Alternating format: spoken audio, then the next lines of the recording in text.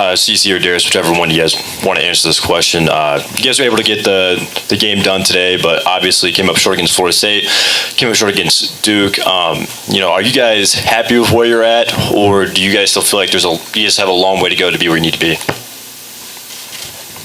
Yeah, I mean, we're not happy with where we're at. But a win's a win. Wins are hard to come by in the ACC. Obviously, we could have finished better, could have closed better, but it's a lot better feeling today than it was the last 2 games. Darius, this question for you. How does it feel to slowly see your confidence coming back in your shot? And you had 2 back-to-back games that you played exceedingly well, and coaches made a comment about you doing well in those games. So how are you feeling, I guess, mentally while you're on the court? My teammates have always been trying to instill confidence into me, even while I've been going through my little woes. So, it feels good to be able to get out there and hit some shots. Christen, just as far as the team's energy, it seemed like in the first half, maybe not as much ball movement, player movement as you would have liked. Struggled a little bit early. I believe the team had about 15 points through the first 12, 15 minutes of the half. Did you think that there was any hangover from, the comeback from Duke, or what did it take for you guys to get that energy back up where you needed today? Yeah, it could have been a hangover from Duke. I personally don't think that's what it was. Hold on 1 second. I'm sorry, Chris. They don't have you back there, so I'm going to just...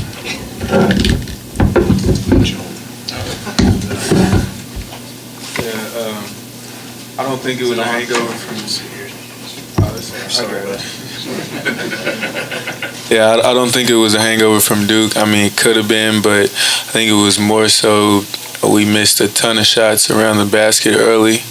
Obviously, when your offense isn't going good, it kind of is deflating.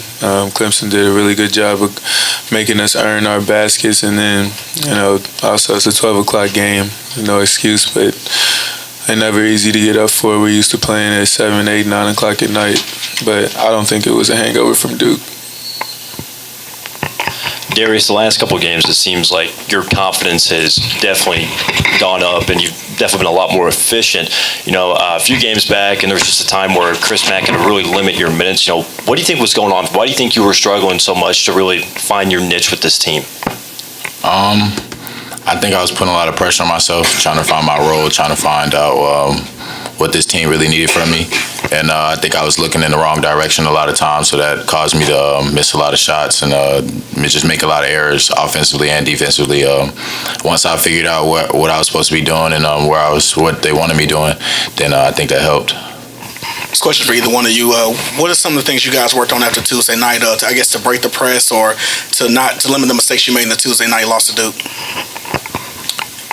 Just putting more clarity in our press breaks, where we want to get the ball, breaking the press with more of a purpose, being aggressive, not trying to just cross half court and stall. When a team presses, we want to make them pay. So just figuring out, more so of our purpose in our press break. Christen, Coach Mack said that he thought maybe you guys had some ghosts from the Duke game late in this game. What was going through your mind there at the end when things seemed to be falling apart?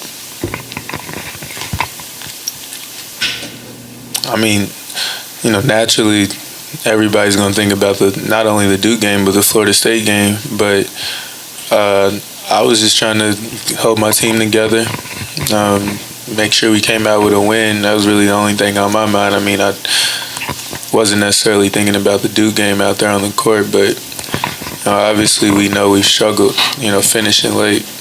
What kind of a vantage point did you have of Laura's block there at the end, and could you kind of describe what you were seeing?